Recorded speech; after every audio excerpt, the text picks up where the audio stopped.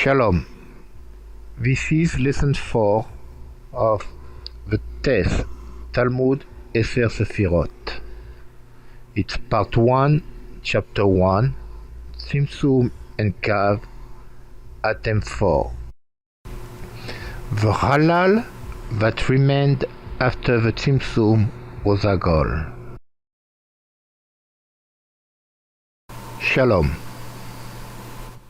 This will hopefully be a new series of videos discussing the book by the Baal HaSulam, Talmud Eser Sephirot.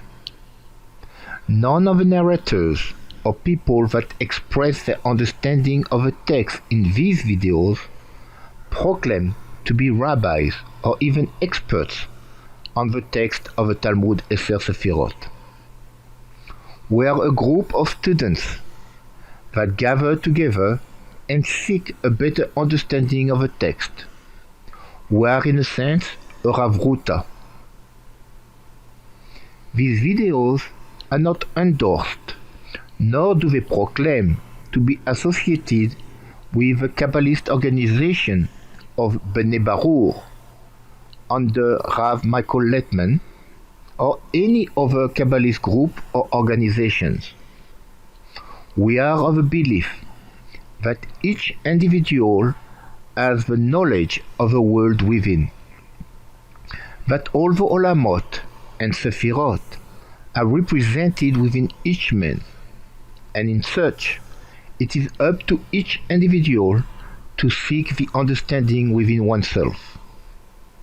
We do not proclaim that our discussions here reveal the only understanding possible of the text. We ask from anyone listening to ask himself or herself what the text means to him or her, and how do they connect to it. Each will have a different understanding dependent upon where one found himself or herself on the path. We seek only to share our studies with others, seeking closeness to their Creator and the people about them. May He guide you in your studies and journeys on the path, and may God be with you. Peace and love. Lesson 4, Part 1, Chapter 1, Item 4. The halal that remained after the Tzimtzum was Agol.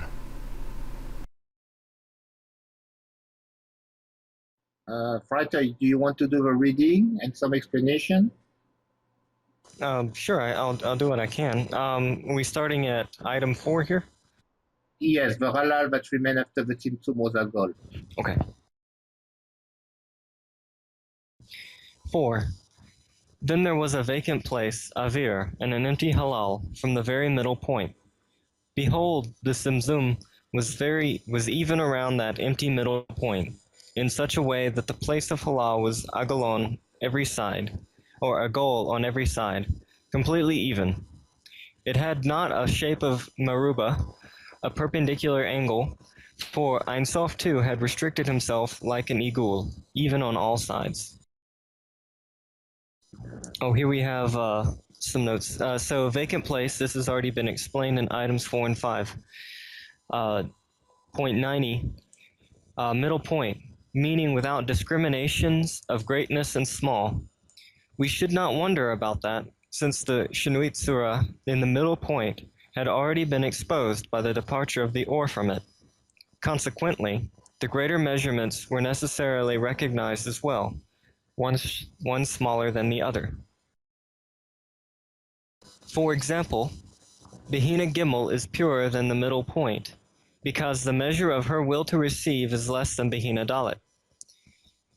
Similarly, Behina Bet is purer than Behina Gimel, because her measure of will to receive is smaller than Behina Gimel. And Behina Aleph is the purest of all, for she has the least will to receive, rendering her Shinui Zura the least apparent. So, Philippe, did you want to maybe just review on the Shinui Zura as far as now we're talking about the relations of the desires about the middle point.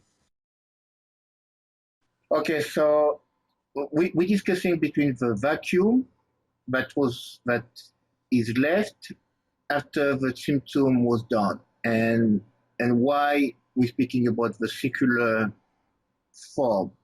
So the and again, in the beginning, that's what they were telling me. But then there was a vacant place, that emptiness. So then it can be the process of correction will be able to start.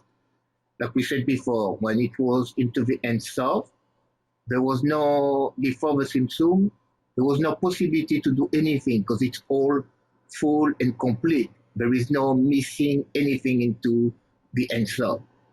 So the symptom, the restriction, permitted to condense all the light into the middle point, and around it, the vacuum was created in a circular form to make us understand that any point, that anywhere do we go from the middle to the side of a circular of a circle, it's always of equivalent distance, which tell me that the correction will always be the same no matter where we find ourselves into the path. So behold, the symptom was even around that empty middle point, which is the circle at the middle, in such a way that the place of the halal was agolant in a circular manner in every side. So that's what I tried to explain. It was not a shape of a meruba, a square, or perpendicular angle.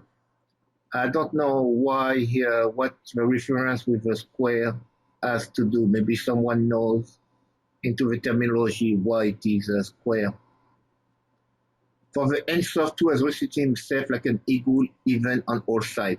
So I think that's what the reason why. Because if it is the square from any place, it is not always the same distance. Well, from a side it will be one, but to the angle, to the corner of the square, if it is a diagonal, the diagonal will be longer than the height of the square. And I think that's why they're not remaining, but it is not a square or perpendicular angle, because all of it will be not of the same distance, so it will not be even on all sides. In a light, which we explained that part of the angle before, of the circular, because from circular there is neither above nor below, everything is of equal distance. And it's really, that's why the angle is a part of. Meaning without discrimination of great and small, that's what it is. There is no bigger, higher, lower in that concept. We should not wonder about that, since the Shinu Itzura in the middle point has already been exposed by the departure of the Or from it. So the change of form in, we haven't got to the caveat now. The change of form into that was created from the Or Elion to create the Ne'etzal, which will be receiving the Shefa and the light.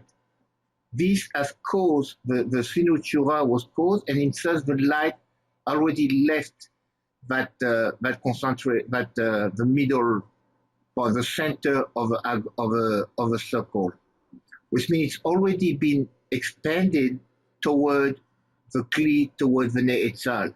It is no more into it's as condensed as it used to be in the Ein Sof. I hope I'm making myself understood here. Consequently, the smaller measurement was necessarily recognized as well, one smaller than the other. Not great and small, no wonder the signature in a middle point already been exposed as a bit of from it. Consequently, the smaller measurements were necessarily recognized. Okay, so now into the will to receive, we were saying before that into the will to receive the Ne'etzal is the one that can differentiate between his desire and how much of a shefa does he want to receive. So from there now, into the Ne'etzal, it is possible now to recognize the quantity of light that can be, because we already said that the light is as a constant.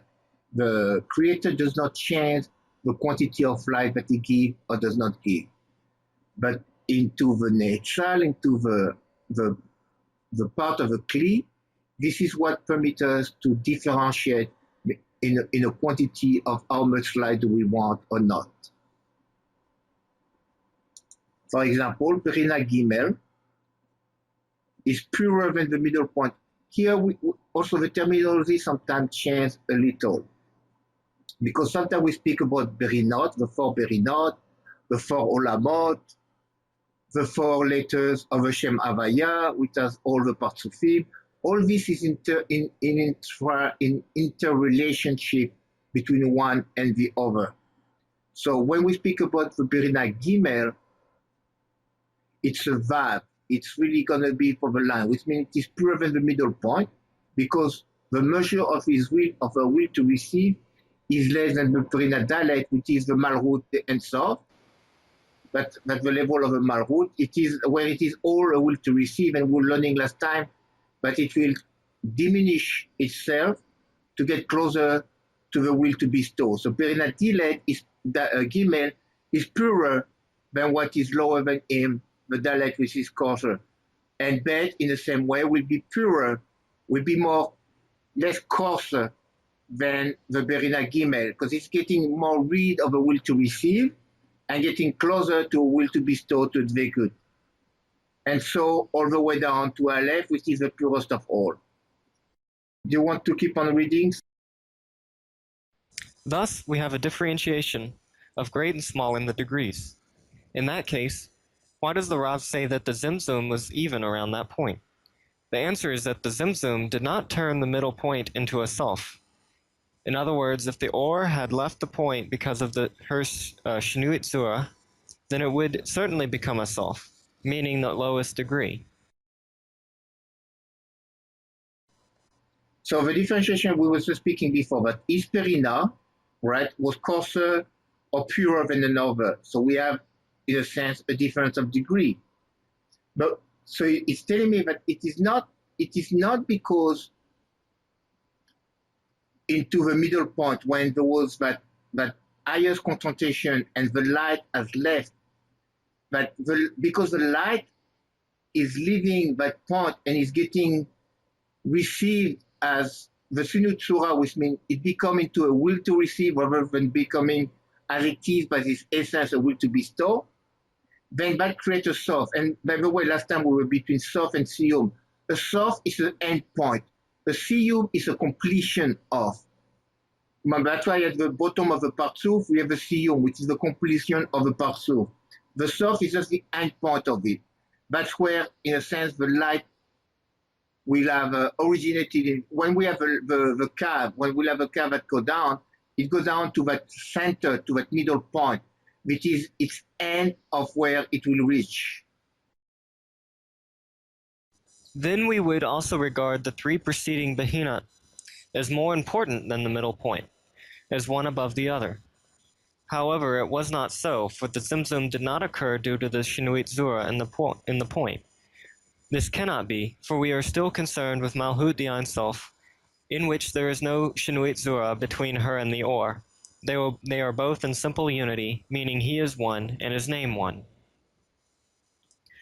The Zimzum occurred only because his Ratzon Pashut wished to create the Olamat, etc. It means that he wanted that Hishtavut Zura, which is designed to appear only by the creation of the Olamat, meaning the form of reception in order to bestow contentment to the Maker. There is a great virtue in that. On the one hand, it is complete bestowal, because the Ratzon is only to bestow contentment upon the Maker, and not at all for oneself. That makes the Zura completely equal with the Or Leon of the Ma'atzil, and in complete adhesion with him. So it's basically discussing the emerging of the vessel with the in the form of reception in order to bestow. So you have the vessels in the Galgata Anayam, or the Nikve Anayam of the upper part of the lower, being taken into the Ahap of the next part, Suf. by this interaction, which is the reasoning for the worlds. Is this? So I'll jump in real quick. So the idea is that we could ask then essentially what the Rav is saying is how come we didn't fall indefinitely into the desire for ourselves endlessly and infinitely backwards, sort of.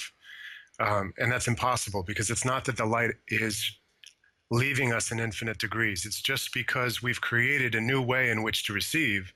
And this zimzum or restriction is not meaning that we're falling further and further away from the light.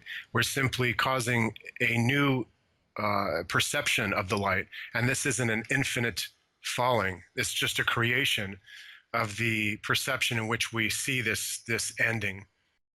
So go ahead, Freder. I think they're going to probably get into that here. Okay. There is a great virtue in that.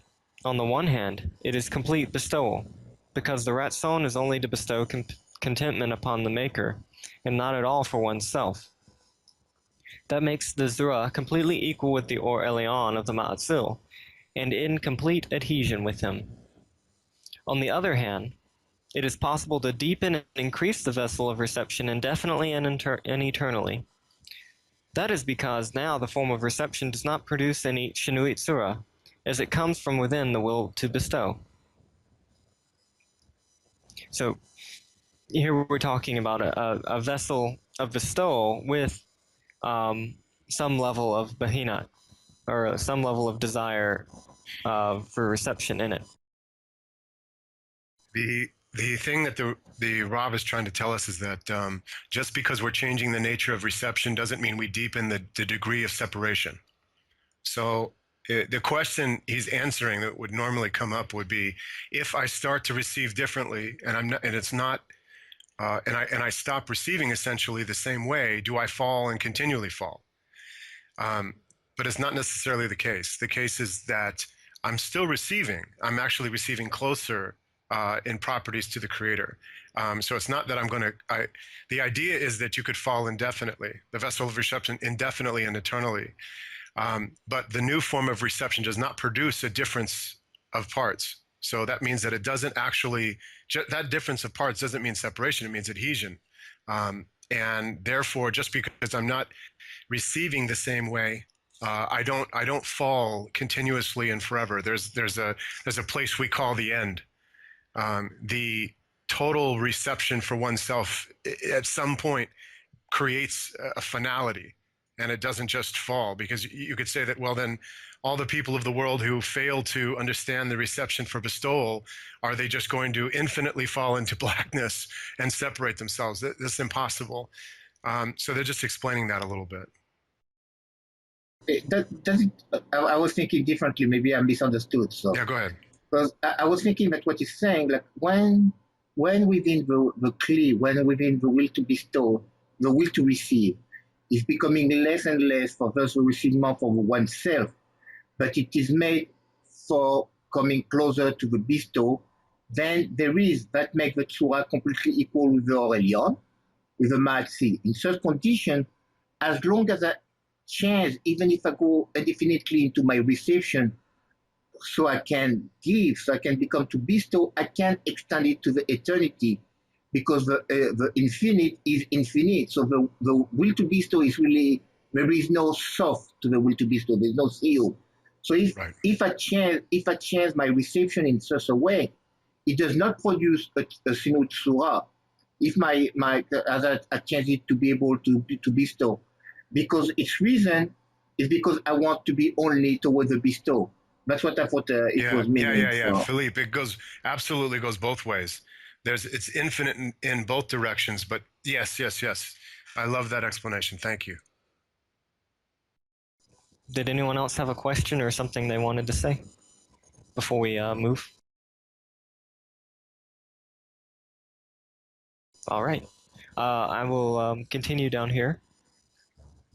Our sages have said that with an important personality, if she gives the matrimony capital, and he says, "With this I thee sanctify," then she is sanctified. It is written in the Torah, and giveth it in her hand, meaning it is the husband who is to give the matrimony capital. However, because he is important, the pleasure she receives from him is exactly the same as giving. An important person who receives money from her is similar to him giving her money. It is written in the Torah, and giveth it in her hand, because he receives only in order to bestow contentment to the woman, to honor her in this reception. Okay, so just for a second, let's look at this because we get okay. The concept is that I'm receiving. I'm still receiving. If I'm still receiving, and the nature of me falling is reception, then I need to bestow and not receive. But that's not the case. The case is simply the intention in which I receive. That is enough to change my connection to the Creator. So the husband still gives the wife money, but the difference is the wife is, because the husband is important, and it makes the wife has some degree of what's a good word? It's this reflection of honor from the husband, this understanding and appreciation toward the husband. This in and of itself creates similarity between them. But it's not that the wife refuses the money.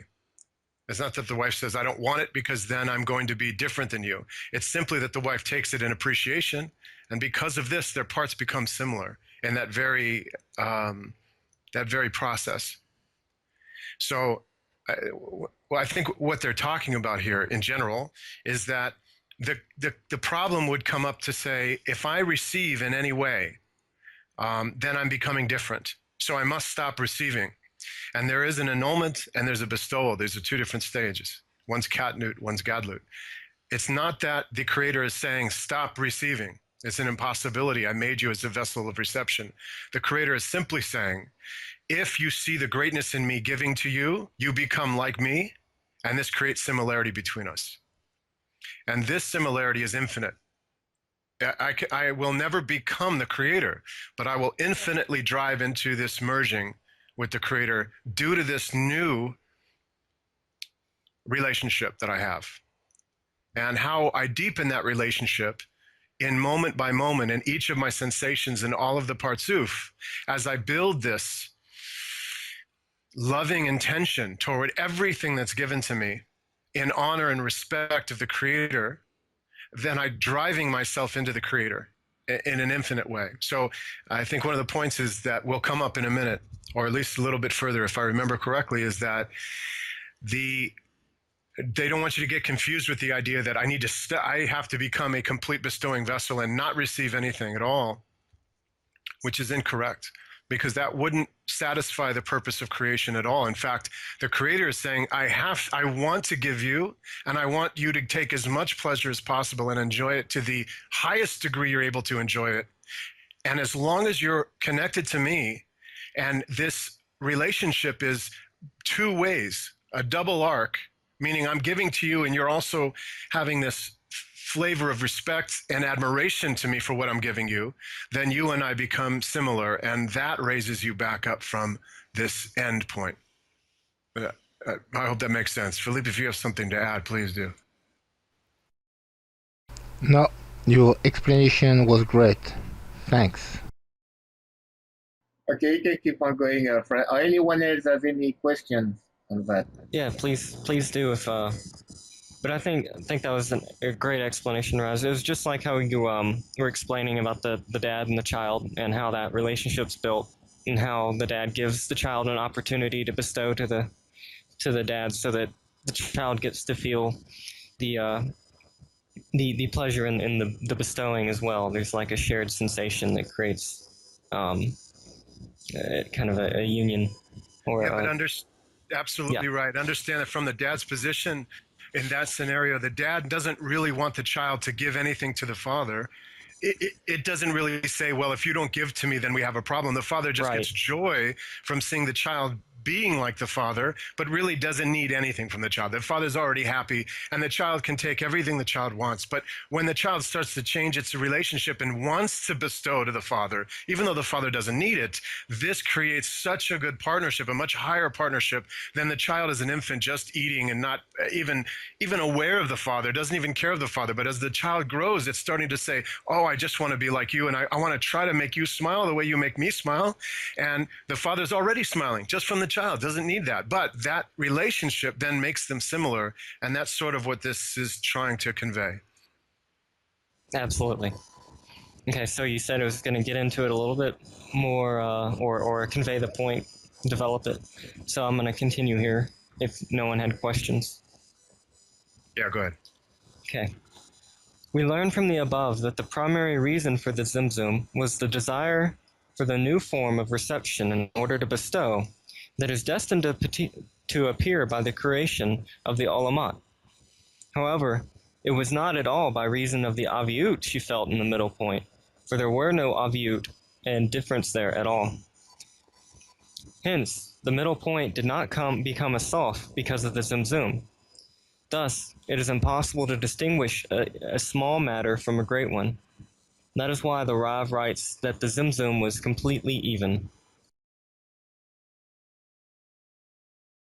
It means that there was some image that had to have been made by reason of the Zimzum, though the Zimzum was even, and not because of any Shnuit Zura, or separation.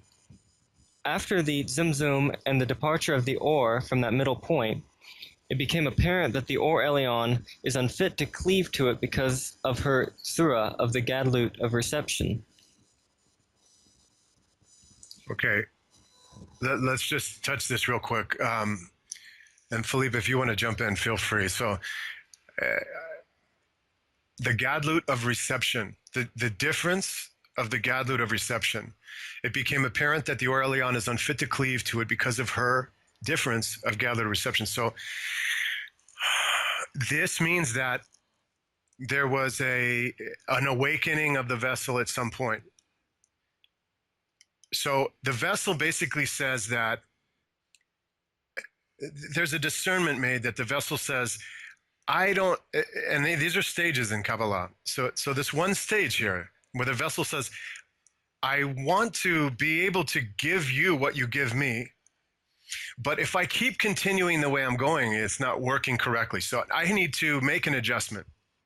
There has to be an adjustment here so that I can start to analyze and replicate what you're doing to me. But because I'm different than you in my nature, it's going to require that I make some heavy adjustments. And therefore, I'm going to restrict some things so that I can start to work with them, which is called correction. It's the way that we see the child at some point as it grows up says to the father, the father says, here's $100 for the month for your chores. And the child says, okay, wait. Or a better example, the father says, here's $100. I want to give you some money so you have some cash. And the child says, wait, I don't want the money. I would rather do some chores and earn it from you. Okay. And then the father says, what? This is a big change. Now the child is becoming responsible and wants to have this kind of, I want you to be proud of me. So I want to earn it. I want the $100, but I don't want you just to hand me $100. I want to work with you and I want a different relationship. So the child starts to become more aware of the father. The child starts to become more aware of the difference between the father and itself. And it's starting to make changes. Now, I can't be you because you have a job and you have the household and you're the dad and all these things, but I can slowly try to be in your image. I can slowly try to be earning this in a different way with both of us. And I see that brings you some joy, or at least I believe that this is something that's making me more like you. And because of that, I'm growing up and becoming a father myself through time. But these are the first symptoms of the vessel saying, okay, let's start to evolve. And so that's kind of on a real, like, again, physical base level of understanding it in the world. This is sort of how we can see it to make it easy. Okay? No, it's good. Philippe, I think that was pretty good. Did you want to jump in? Yeah, I think you made it quite eloquently. Absolutely. What I was trying to understand, I had some difficulty here when more I was reading it to understand, because the 100 come about the halal that was a Golan. And that's why it tells me that it was like uniform at all time and even at all time. And the fact that the light left the middle point is not because of the Sinui Tzura, like we were learning before. It's not because it changed and the light left, but it left because of the clear of reception diminished his desire to reception to becoming more a bestow. Like we were learning before with the example of a matrimony. So certainly it's not that there was a change into the reception of the kli per se, but because it is done in order to bestow, like we were before, with the honor, the recognition that there is a greatness into the giver. So it's not that it changed of form, but because of that, that's what I think they're explaining as the gadlut of a reception. But it certainly awakened that it is still to receive, it is still receiving, it is still a reception, but it is its purpose is no more for a oneness of a selflessness. It is in purpose of bestowing. And I think that's what Raz was trying to explain. If I make myself clear, also. Perfect. All right. Because that became known, she fell from the degree she had in Ein Sof, and was now regarded as Sof, meaning the lowest possible Aviut. Only that middle point remained a vacant halal, unfit to clothe the Or, and the three former Behinat in virtue and purity were still fit to clothe the Or even after the Zimtzum. We have explained above that she did not become a Sof for the above reason. This is the meaning of the precision of the Rav when he says that place of halal was a gall on every side, completely even, who wishes to say that it is not an actual sof, but it is like the sof in a round picture, whose sof is in the middle. You can compare these four behinot to four circles, one within the other, like onion skins. The central eagle is Behina Dalet, surrounded by Behina Gimel, surrounded by Behina Bet, surrounded by Behina Aleph. This way there is no up or down, right or left. For example, Behina Aleph is above all of them in its one half and below all of them in its other half. And so it is in all of the Behina. Therefore, there is not up or down, right or left here. There is no difference between their virtue, and they are all completely even. It has already been explained that the reason for the Zimzum was not the Shinui Tzura. This is also the meaning of the precision of the Rav, a goal on every side, completely even.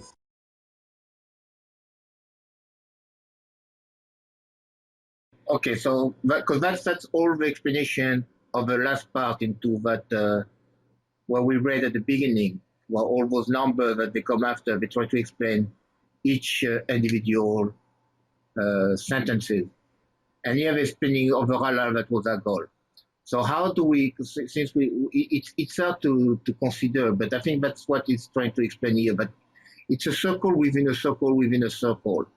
So in a sense, it's all the end part is what is defined as the middle, and the fact that it is all circular around it permit that it is always there is no difference. There is no small, greater, smaller, right, left, above, and that's why they try to tell me that then it was even in that concept.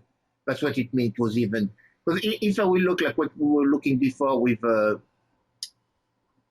square, if it was not a meruba, that it was not a square, but in sense there will be a difference between each, and they will not be able to be equal. So the sinut surah will not be what will determine the difference between the attribute.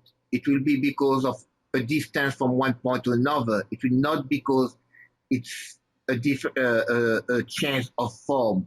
Where here it's a change of form. It has nothing to do with how far it is from the other. Absolutely. If you want, there's an easy way to look at it. If you want to, on a simple scale, if you think about somebody who's very self-centered, who isn't really conscious of their environment or the others around them or the expansion of their own consciousness. We say that they're very self-contained or self-involved. You can see this is like the middle, my world is right here, and this is my little space here. But as I extend myself and become aware of others, become aware of the world, become aware of the feelings of others, the sensation of others, the way we see auras in some mysticisms, the way the auras break outward, is kind of the idea of the circle here, saying that to the degree that that I'm self-involved, I'm in tightly into my little area, and as I expand outward and start to grow in my consciousness and my connection and my spiritual awakening, I'm actually expanding myself beyond this small dot, or you could see as the point in the heart, just one little point. And that point grows and grows, and I start to become more. I wrap myself around bigger and bigger conscious constructs of everything around me, and these can be seen again like the idea of an aura or some type of subtle bodies in other mysticism, and it's kind of that idea that I'm growing and expanding outward, sort of reaching out into the all and becoming more with all things than just wrapped around my own middle point, my own self. That's kind of an easy way to look at it, like the onion idea. So Perfect. And as the way we use the desire to relate to this idea of bestowal, as it changes, the desire grows, and its relationship in bestowal is the aspect that grows. I'm trying to use these words, but it's not. the more that I receive, the more that the light penetrates me, and I'm able to extend that light, reflect that light outward. In other words, make the light about evenness outward. Okay, not just about me anymore. Now it's about expanding that pleasure, that sensation, joy, and connection, that knowledge, everything's outward. I grow and become similar to the outwardness, and I'm able to merge into it. So I'm expanding myself as I learn how to bring myself beyond the construct of the simple egoic mind or the nature of selfishness that's just me. I want the light, it's for me. I could care less about anything around me, the world, other people, God, anything. Doesn't matter. I just want it, it's mine. This is the basic stage. But then as we grow, it's the light reforms me, and then I start to see everything as I grow as part of me. It's not that when we say bestowal, the word is very, very tricky word, but I don't know how. It's true that there's not a lot of ways to say this, but as I'm growing, as the light's reforming me and I'm growing in my consciousness beyond the body boundary, include everyone in my needs. It's not just I need this, I need that. We need this, we need that. The world needs this. The universe needs, the worlds need this. Everything as I grow and expand into these other spiritual realms become part of me as well. I see everything connected to me intimately, and it becomes part of this larger circle of influence that I'm contained in. And the more that I can utilize this light that's being given to me endlessly to extend and see everything else outside of me, or outside is a weird word, but everything as far as my influence can go, my intention can go, then I'm trying to expand and grow into this new field, this larger capacity. So I want everyone included inside my desire. I want everyone to be inside of whatever I receive. It's the idea where, we see Moshe won't leave unless everyone leaves kind of an idea. Take me out of your book if everyone can't go kind of idea. This is like demanding, meaning it's not good enough for me to reach these levels of purity and closeness anymore. I need everyone to reach that level. I want the whole construct. And because of this new idea, the light reforms me and expands me out into this new reach. And then everyone is part of me, not because I'm just trying to be nice or I'm trying to be considerate. It's because they really are part of me, that the reality really is so important to me. It's like me. So if the world isn't elevated together, then it's like me cutting my leg off and going to heaven. There's no point. I need my whole body to go. And because I see myself as the world, I want it all to go. Otherwise, there's no pleasure for me by myself. And because of this new adoption of attitude, of intention, the light is reforming me and creating in me these new sensations that it evolve beyond my little point, my little middle point. And this is not my work to complete. It's just my desire to be it. So the more that I am pushing and wanting to make this kind of bestowal effort, is the more that the light tries to lift me into it and tries to make me a part of it. So I hope that kind of makes sense. I know it's basic, but it's sort of the idea of the circles and circles. No, it's very much there, and you're giving in a way that allows you to know what the experience of it would be like. Because as you start, caring and concerning about the way others would receive the light. When you have the light, you would wish to have it out for everyone. Like you say, the evenness, the way it takes that the form of the expanding circle. So it's everyone in your sphere of influence, or everyone in your world or your circle. It's to the degree of your expansion. You're relating to it in this new way. That's yeah. Yeah, it's just to quickly reiterate, the idea is if Philippe, if God comes and says, I give you 100 grams of pleasure, and I'm giving Philippe 50 grams of pleasure, congratulations, then I'm giving him 50 back and saying, no, give this to Philippe. Because we have to be even, or we have to split this between us. There's no good for me to get 100 and him to get 50. I can't accept that. That doesn't work for me. And by this very nature, because I don't want that kind of a degree of separation between me and my brother, that my sphere of influence starts to grow. And it continues to expand. And as it keeps, as long as I'm keeping this type of relationship and merging with the Creator, I automatically start to expand more. It's the law of the Spirit. So I'm desiring this change. It's given to me. And as I get the change, I'm desiring more of it. And as I'm desiring more of it, it's giving me more change. Because the more I desire, none for myself, equality amongst everyone with the light. Who isn't getting light? That person needs to be in my sphere. I then automatically expand into that sphere. So I'm constantly need to be in the situation where I'm trying to reconcile that connection. If someone's unhappy, I don't argue with them. I make them happy. I don't want to argue with them. What's the point of me arguing? To be better than them or to one-up them? In a physical way, I'm using this as a very base way of explaining this. But let me just use this because we can cling to something. But I don't want to argue with someone to put them down. This doesn't serve a purpose of anything. I want to work with someone to bring them up to me, and so that I give them whatever I can so that they can rise. It doesn't do me any good to be over everyone. That doesn't help me. That's not good enough for me.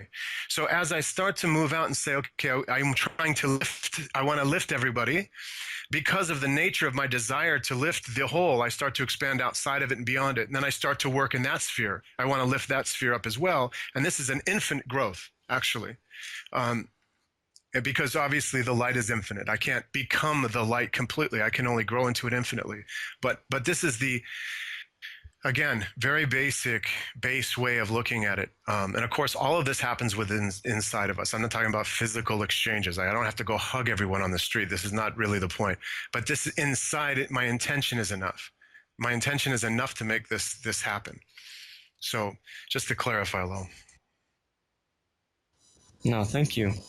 Are we ready to move to item 5, or did anyone have questions about the item we've read in this chapter? Excellent. That's good. Thank you. And item 5 is actually pretty, it's pretty simple. I think it's just going to go over some clarification. I'm not sure. And then we go into part 2. So I don't know, Philippe, what do you want to do? if we can stop before part two, because it's going to take a little while and I have to go later on. So. Okay, sure. Okay. Item 5.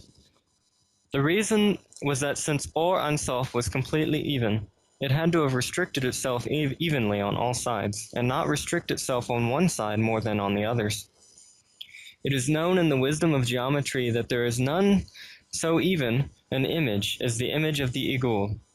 However, it is not the case with the meruba, with the bulging perpendicular angle, the mashulash, and all the other images. For that reason, the Zimzum had to have the form of an igul.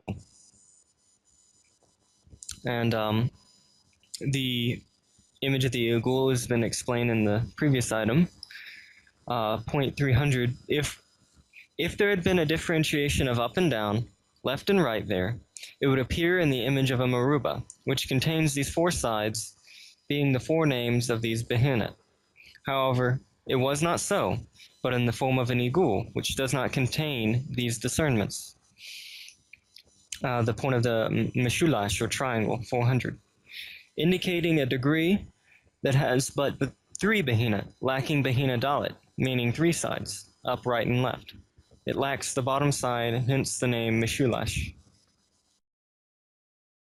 When they say that if there was a meruba, then there will be a difference between each berinot, because each berinot will not be equal to the next berina. The right side will not be equal to the left side. The top side will not be equal to the base of a meshula of a square. On the meshulas, then it will be missing one berinot, and therefore it had to be agol, which means that everything had to be even. The difference between the berinot between each phase is not by their placement or by their so-called corporal form, and I don't like the term, but they don't have a certain attribute. They all have the same attribute, and they all equal. They're just in a different that it is one coarser than the other. It is where the will to receive is more to the utmost for the receiving of oneself, and when it becomes closer and closer to becoming a will to bestow. I have a few minutes more, maybe 10, 15 minutes, if anyone has questions or any discussion or any clarification that want to be made into what we just read now. And I'll just add something on this idea, because if the Rav was sitting with me, I would ask him, why are we covering this this idea of the circle? Who cares? What is this about? You know, I don't want to hear anything that isn't I don't completely understand why it's being brought up. I think the most important thing to remember here is that there isn't a direction. The most important thing is that when we're feeling in the work later, when we're feeling centered, when we're feeling within ourselves the night and day of the Lord, as it's called, or the shade of Kedusha, and all these different states, we have to realize that the more that I feel these, the more I'm contained within these circles. The more I'm constricted into myself. And it's showing me some type of placement of me and where my sphere is. Okay. So if my sphere is large, then I'm containing everyone's desires within it. All right. Then I'm going to know that when I have these very deep waves of influence from nature that are causing me darkness, I know that I'm way too contained within. I'm not looking for a specific direction. Where am I going? Up, down, here? Where is it? Left, right? What direction am I heading? It's just to be clear of an expansion toward the whole, all of it, everything in every direction, or a contraction toward me. And that's going to dictate a lot of how I work with the light in the future. I'll just leave it there. Any other questions? Hey, I just want to say one thing. I've got right in front of me this picture of the worlds of Atzilut, Baraya, Yetzirah, and as we're just describing the Talmud Eser Sephirot and getting to even this beginning portion, it's really explaining absolutely everything of the picture of the spirit worlds, how they connect together. I mean, I was just completely lost even before getting really up to this speed. So I just thank you for that. And I've got everything in front of me, all the tools, thanks to you guys to really learn. I mean, there's hundreds and hundreds more pages to go, but even just what we've got through right now has developed a much, much more clear picture to me of what it is. Yeah, I think when you first start to look into and this work, again, I know I say this all the time, but this work is very advanced. This isn't something that you just, it's not like an instruction book that you read once and you say, okay, I know how to paint. This is something that every time you go into it, you're digging up deeper and deeper relationship with, and it sort of uncovers new things for you. So it's a lifetime of work. There's no, I think, any point where you just say, okay, I've read it and I get it. But it does, as you go through this, and again, the first and second chapters here are just the basic fundamentals. It doesn't really get into the actual, we'll get into more quickly, more advanced stuff here as it talks about the interaction more. But it definitely sets, as you read it more and more and digest it more and more, it starts to set within you this understanding of the structure of creation so that you can associate to it easier when you start to perform the method, the actual practical method, which is something obviously haven't gone into yet. But I think in chapter 6, it starts really discussing that. But you'll see as we go, it starts to, things that you open and looks like Egyptian, you start to look at and say, okay, I get this. I'm resonating with this, and it's starting to help me really understand my purpose and the principal work. That's beautiful. It is. So, thank you.